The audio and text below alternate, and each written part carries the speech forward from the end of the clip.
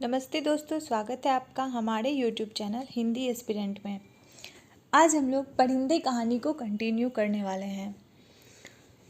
यहाँ पे हम लोग देख लिए थे कि ह्यूबर्ट और डॉक्टर साहब के बीच में वार्तालाप चल रहा था। अब है, तुम्हें मालूम है किसी समय लतिका बीला नागा क्लब जाया करती थी। देखिए यहाँ पे लतिका जो है वो कौन सा क्लब जाया करती थी, तो बीला नागा क्लब। गिरीश नेगी ने उसका परिचय वही हुआ था। गिरीश नेगी से उसका परिचय, लतिका का परिचय वही हुआ था। कश्मीर जाने से एक रात पहले उसने मुझे सब कुछ बता दिया था। मैं अब तक लतिका से उस मुलाकात के बारे में कुछ नहीं कह सका हूँ, किंतु उस रात कौन जानता था कि वह वापस नहीं लौटेगा। और अब क्या फ़र्क पड़ता है। Let the dead die. Doctor की सूखी सर्द हंसी में खोखली सी शून्यता भरी थी। कौन? गिरीश नेगी, कुमाऊँ रेजिमेंट में कैप्टन। तो गिरीश नेगी जो थे वो कुमाऊँ रेजिमेंट में कैप्टन थे। डॉक्टर क्या लतिका? ह्यूबर्ट से आगे कुछ नहीं कहा गया। उसे याद आया वह पत्र जो उसने लतिका को भेजा था। कितना अर्थहीन और उपहासास्पद, जैसे उसका एक एक शब्द उसके दिल को कचोट रहा हो। उसने धीरे से पियानो पर सिर टिका लिया। लतिका ने उसे क्यों नहीं बताया? क्या वह इसके योग्य नहीं था? लतिका, वह तो बच्ची है पागल। मरने वाले के संग खुद थोड़े ही मर जाया करते। कुछ देर चुप रहकर डॉक्टर ने अपने प्रश्न को फिर से दोहराया। लेकिन ह्यूबर्ट, क्या तुम नियति पर विश्वास करते हो? हवा के हल्के से झोंके से मोमबत्तियां एक बार प्रज्वलित होकर बुझ गई। टेरेस पर ह्यूबर्ट और डॉक्टर अंधेरे में एक दूसरे का चेहरा नहीं देख पा रहे थे, फिर भी वे एक दूसरे की ओर देख रहे थे। कॉन्वेंट स्कूल से कुछ दूर मैदानों में बहते पहाड़ी नाले का स्वर आ रहा था। अब बहुत देर बाद कुमाऊँ रेजिमेंट सेंटर का बिगुल सुनाई दिया तो ह्यूबर्ट हड़बड़ा कर खड़ा हो गया। अच्छा, चलता हूँ doctor, good night. Good night Hubert, मुझे माफ़ करना, मैं सिगार ख़त्म करके उठूँगा। सुबह बदली छाई थी। लतिका की खिड़की खोलते ही धुंध का गुब्बारा सा भीतर घुस आया। जैसे रात भर दीवार के सहारे सर्दी में ठिठुरता हुआ वह भीतर आने की प्रतीक्षा कर रहा हो। स्कूल के ऊपर चैपल जाने वाली सड़क बादलों में छिप गई थी। केवल चैपल का क्रॉस धुंध के पर्दे पर एक दूसरे को काटती हुई पेंसिल की रेखाओं सा दिखाई दे जाता था। लतिका ने खिड़की से आंखें हटाई तो देखा कि करीमुद्दीन चाय की ट्रे लिए खड़ा है। करीमुद्दीन मिलिट्री में अर्दली रह चुका था, इसलिए ट्रे मेज़ पर रखकर अटेंशन की मुद्रा में खड़ा हो गया। लतिका झटके से उठ बैठी। सुबह से आलस करके जितनी बार जागकर वह सो चुकी है, अपनी खिसियाहट मिटाने के लिए लतिका ने कहा, बड़ी सर्दी है आज, बिस्तर छोड़ने को जी नहीं चाहता। अजी मेम साहब, अभी क्या सर्दी आई है, बड़े दिनों में देखना कैसे दांत कटकटाते हैं। और करीमुद्दीन अपने हाथों को बगलों में डाले हुए इस तरह सिकुड़ गया जैसे उस दिन की कल्पना मात्र से उसे जाड़ा लगना शुरू हो गया हो। गंजे सिर पर दोनों तरफ के उसके बाल घिंचाव लगाने से कत्थई रंग के भूरे हो गए। बात चाहे किसी विषय पर हो रही हो, वह हमेशा खींचतान कर उसे ऐसे क्षेत्र में घसीट लाता था जहां वह बेझिझक अपने विचारों को प्रकट कर सके। यहाँ पे लतिका और करीमुद्दीन की बातचीत हो रही है। एक दफ़ा तो यहाँ लगातार इतनी बर्फ़ गिरी थी कि भुवाली से लेकर डाक बंगले तक सारी सड़कें जाम हो गई।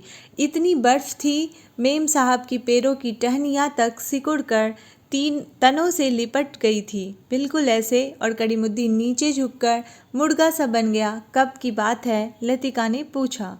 अब यह तो जोड़ हिसाब करके ही पता चलेगा मेम साहब, लेकिन इतना याद है कि उस वक्त अंग्रेज़ बहादुर यहीं थे।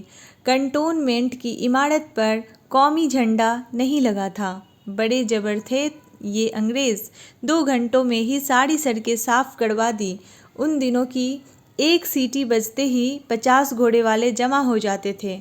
अब तो सारे शेड खाली पड़े हैं। वे लोग अपनी खिदमत भी करवाना जानते थे, अब तो सब उजाड़ हो चुके हैं। करीमुद्दीन उदास भाव से बाहर देखने लगा। आज यह पहली बार नहीं जब लतिका करीमुद्दीन से उन दिनों की बातें सुन रही है जब अंग्रेज़ बहादुर ने इस स्थान को स्वर्ग बना रखा था। आप छुट्टियों में इस साल भी यही रहेंगी मेम साहब? दिखता तो कुछ ऐसा ही है। करीमुद्दीन, तुम्हें फिर तंग होना पड़ेगा। क्या कहती है मेम साहब? आपके रहने से हमारा भी मन लग जाता है, वरना छुट्टियों में तो यहाँ कुत्ते लेटते हैं। तुम जरा मिस्त्री से कह देना कि इस कमरे की छत की मरम्मत कर जाए। पिछले साल बर्फ़ का पानी दरारों से टपकता रहता था। लतिका को याद आया कि पिछली सर्दियों में जब कभी बर्फ़ गिरती थी तो उसे पानी से बचाने के लिए रात भर कमरे के कोने में सिमट कर सोना पड़ता था। करीमुद्दीन चाय की ट्रे उठाता हुआ बोला, ह्यूबर्ट साहब तो शायद कल ही चले जाएं। कल रात उनकी तबीयत फिर खराब हो गई। आधी रात के वक्त मुझे जगाने आए थे। कहते थे छाती में तकलीफ़ है, उन्हें यह मौसम रास नहीं आता। कह रहे थे लड़कियों की बस में वह भी कल ही चले जाएंगे। करीमुद्दीन दरवाज़ा बंद करके चला गया। लतिका की इच्छा हुई कि वह ह्यूबर्ट के कमरे में जाकर उनकी तबीयत की पूछताछ कर आए, किंतु फिर ना जाने क्यों स्लीपर पैरों में टंगे रहे और वह खिड़की के बाहर बादलों को उड़ता हुआ देखती रही। ह्यूबर्ट का चेहरा जब उसे देखकर सहमा सा दयनीय हो जाता है, तब लगता है कि वह अपनी मूक निरीह याचना में उसे कोस रहा है। ना वह उसकी गलतफहमी को दूर करने का प्रयत्न कर पाती है, ना उसे अपनी विवशता की सफाई देने का साहस होता है। उसे लगता है कि इस जाले से बाहर निकलने के लिए वह धागे के जिस सिरे को पकड़ती है वह खुद एक गांठ बनकर रह जाता है। बाहर बूंदा बूंदी होने लगती है। कमरे की टीन की छत खटखट बोलने लगी। लतिका पलंग से उठ खड़ी हो गई, बिस्तर को तहा कर बिछाया, फिर पैरों में स्लीपरों को घसीटते हुए वह बड़े आईने तक आई और उसके सामने स्टूल पर बैठकर बालों को खोलने लगी, किंतु कुछ देर तक कंघी बालों में ही उलझी रही और वह गुमसुम हो शीशे में अपना चेहरा ताकती रही। करीमुद्दीन को यह कहना याद ही नहीं रहा कि धीरे धीरे आग जलाने की लकड़ियां जमा कर लो। इन दिनों सस्ते दामों पर सूखी लकड़ियां मिल जाती हैं। पिछले साल तो कमरा धुएं से भर जाता था, जिसके कारण कपकपाते जाड़े में भी उसे खिड़की खोलकर ही सोना पड़ता था। यहाँ लतिका जो है वो खुद अपने आप से बातें कर रही है। आईने में लतिका ने अपना चेहरा देखा। वह मुस्कुरा रही थी। पिछले साल अपने कमरे की सीलन और ठंड से बचने के लिए कभी कभी वह मिसूड के खाली कमरे में चोरी चुपके सोने चली जाया करती थी। मिसूड का कमरा बिना आग के भी गर्म रहता था। उनके गदीले सोफे पर लेटते ही आंखें लग जाती थी। कमरा छुट्टियों में खाली पड़ा रहता है, किंतु मिसूड से इतना नहीं होता कि 2 महीने के लिए उसके हवाले कर जाएं। हर साल कमरे में ताला ठोककर चली जाती है।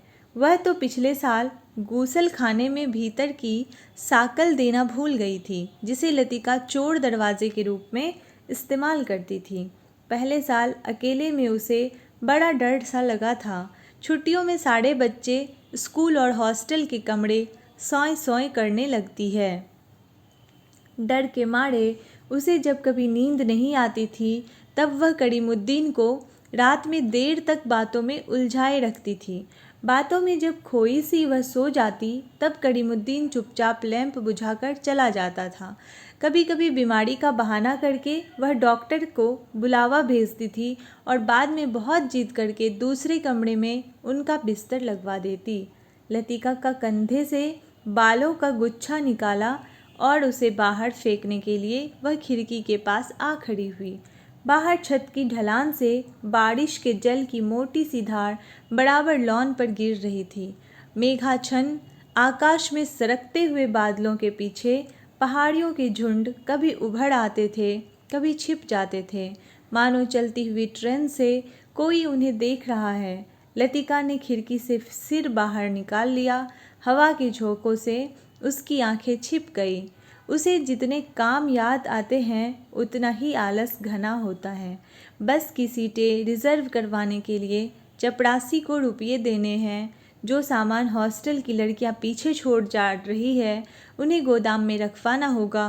कभी कभी तो छोटी क्लास की लड़कियों के साथ पैकिंग करवाने के काम में भी उसे हाथ बटाना पड़ता था। वह इन कामों से ऊबती नहीं। धीरे धीरे सब निपटते जाते हैं। कोई गलती इधर उधर रह जाती है सो बाद में सुधर जाती है। हर काम में किचकिच रहती है, परेशानी और दिक्कत होती है, किंतु देर सवेर इससे छुटकारा मिल ही जाता है।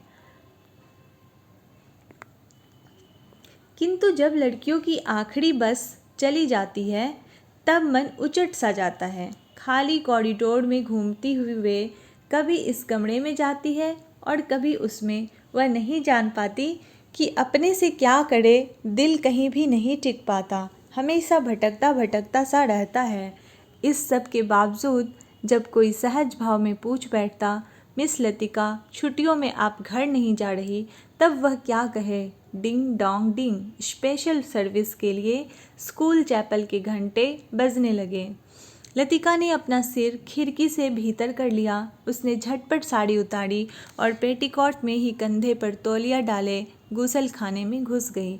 Left right left.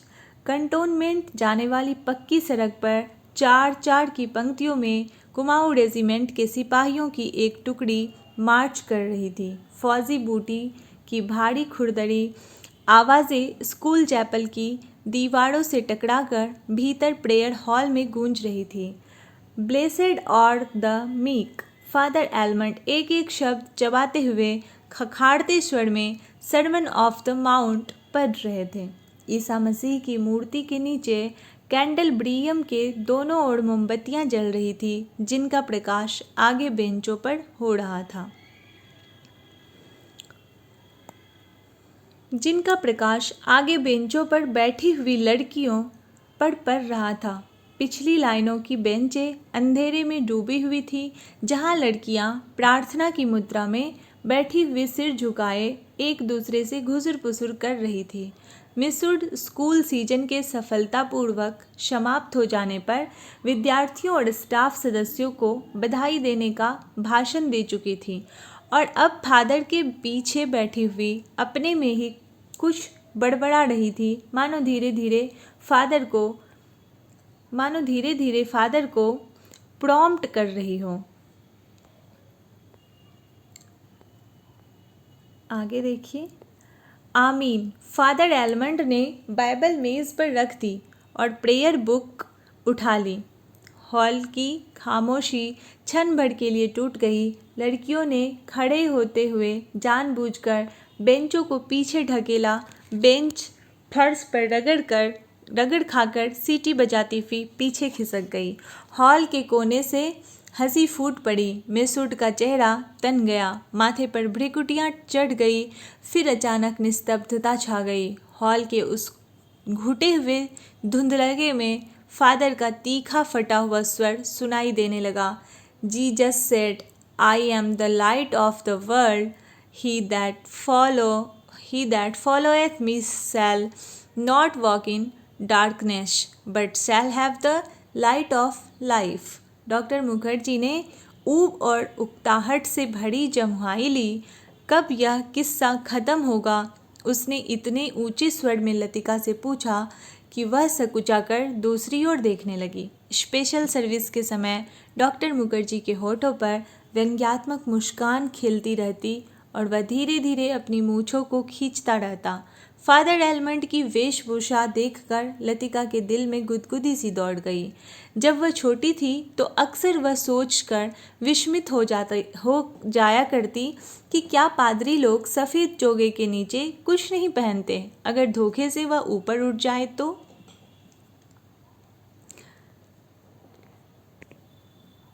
Left left left मार्च करते हुए फौजी बूट चैपल से दूर होते जा रहे थे। केवल उनकी गूंज हवा में शेष रह गई थी। Him number.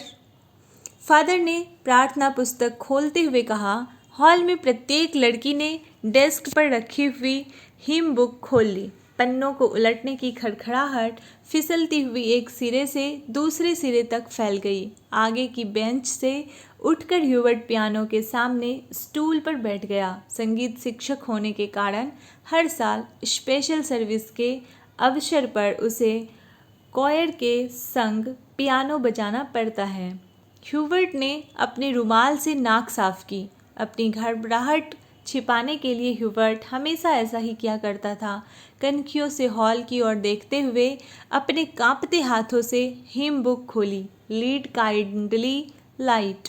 पियानो के सुर दबे झिझकते से मिलने लगे। घने बालों से ढकी ह्यूबर्ट की लंबी पीली अंगुलियां खुलने सिमटने लगी। कॉयर में गाने वाली लड़कियों के स्वर एक दूसरे से गुथकर कोमल स्निग्ध लहरों में बिंध गए। लतिका को लगा उसका जूड़ा ढीला पड़ गया है, मानो गर्दन से नीचे झूल रहा है। मिस वुड की आंख बचा लतिका ने चुपचाप बालों में लगे क्लिप को कसकर खींच दिया। बड़ा इक्की आदमी है। सुबह मैंने ह्यूबर्ट को यहाँ आने से मना किया था, फिर भी चला आया, डॉक्टर ने कहा। लतिका को करीमुद्दीन की बात याद हो आई। रात भर ह्यूबर्ट को खांसी का दौरा पड़ा था। कल जाने के लिए कह रहे थे। लतिका ने सिर टेढ़ा करके ह्यूबर्ट के चेहरे की एक झलक पाने की विफल चेष्टा की। इतने पीछे से कुछ भी देख पाना असंभव था। पियानो पर झुका हुआ केवल ह्यूबर्ट का सिर दिखाई देता था। लीड काइंडली लाइट संगीत के सुर मानो एक ऊंची पहाड़ी पर चढ़कर हाफती हुई सांसों को आकाश की अबाध शून्यता में बिखेरते हुए नीचे उतर रहे हैं। बारिश की मुलायम धूप चैपल के लंबे चेकोर शीशों पर झिलमिला रही है, जिसकी एक महीन चमकीली रेखा ईसा मसीह की प्रतिमा पर तिरछी होकर गिर रही है। मोमबत्तियों का धुआं धूप में नीली सी लकीर खींचता हुआ हवा में तिरने लगा है। पियानो के क्षणिक पोज में लतिका को पत्तों का परिचित मरमर कहीं दूर अनजानी दिशा से आता हुआ सुनाई दे जाता है। एक क्षण के लिए एक भ्रम हुआ कि चैपल का फीका सा अंधेरा उस छोटे से प्रेयर हॉल के चारों कोनों से सिमटता हुआ उसके आसपास घिर आया है, मानो कोई उसकी आंखों पर